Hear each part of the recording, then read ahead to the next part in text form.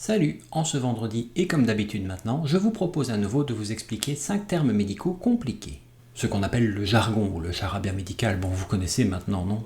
C'est la 35e vidéo du genre, il y en a donc déjà eu 34 sur la chaîne, il y en a sur plein de sujets, il y a plein de playlists qui existent, je vous en place une par exemple ici sur le côté. Aujourd'hui je vous propose de vous expliquer 5 termes médicaux compliqués liés au cerveau. Mais donc, avant toute chose, pourquoi ne pas aller revoir la capsule quotidienne d'anatomie liée à l'anatomie du cerveau? Ça vous permettra d'avoir déjà une petite base pour aujourd'hui. Les 5 termes médicaux que je vais vous expliquer aujourd'hui sont les suivants.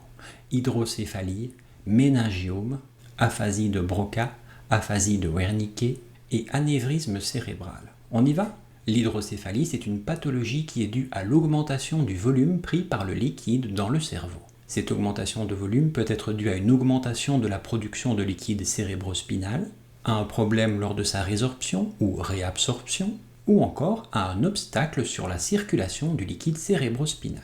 Cette pathologie peut provoquer une altération du fonctionnement du cerveau avec par exemple une confusion, des douleurs évidemment, ou une altération de toutes les fonctions qui sont gérées par le cerveau.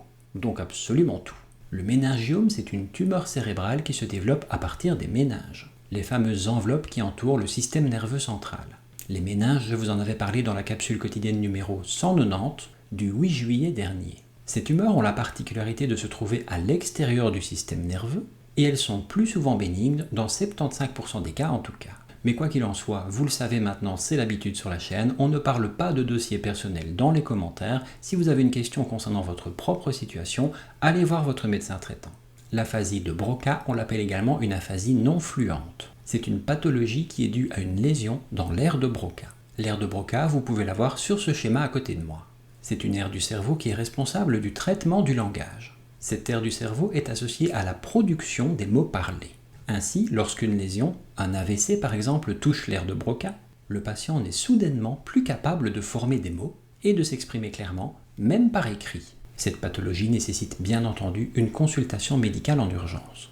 L'aphasie de Wernicke, on l'appelle également une aphasie fluente. Elle est, comme l'aphasie de Broca, une aphasie. Donc une perte complète ou partielle de la capacité de comprendre ou de s'exprimer clairement. Cette fois, c'est la zone de Wernicke qui est touchée. L'aire de Wernicke est responsable de la compréhension du langage et non pas de la formation des mots cette fois. Un patient qui souffre d'une aphasie de Wernicke ne sera donc pas incapable de parler, mais il parlera soudainement un charabia totalement incompréhensible, confondant plusieurs mots et alignant des syllabes qui n'ont a priori rien à voir les unes avec les autres. Ici aussi, évidemment, une consultation médicale en urgence est nécessaire. Et on termine avec l'anévrisme cérébral. Un anévrisme, qu'il soit cérébral ou non d'ailleurs, c'est une dilatation d'une artère. Et ceci suite à la faiblesse de la paroi d'un vaisseau sanguin. Les anévrismes peuvent être fusiformes lorsque tout le diamètre de l'artère est augmenté, ou saculaires lorsqu'une poche de sang se forme dans la paroi d'une artère. Le risque principal d'un anévrisme, c'est bien entendu la rupture de la paroi. Ceci provoque une rupture d'anévrisme, appelée parfois également un AVC hémorragique. Pour plus d'infos à ce sujet, je vous renvoie à ma vidéo qui explique les symptômes de l'AVC. C'est la capsule quotidienne numéro 92, mais également la capsule quotidienne qui vous explique l'anatomie d'une artère, c'est la capsule quotidienne numéro 30. Voilà, j'espère que à nouveau aujourd'hui vous aurez appris quelque chose. On se retrouve quoi qu'il en soit dès demain pour une nouvelle vidéo dans laquelle je vais vous parler de nerfs crâniens.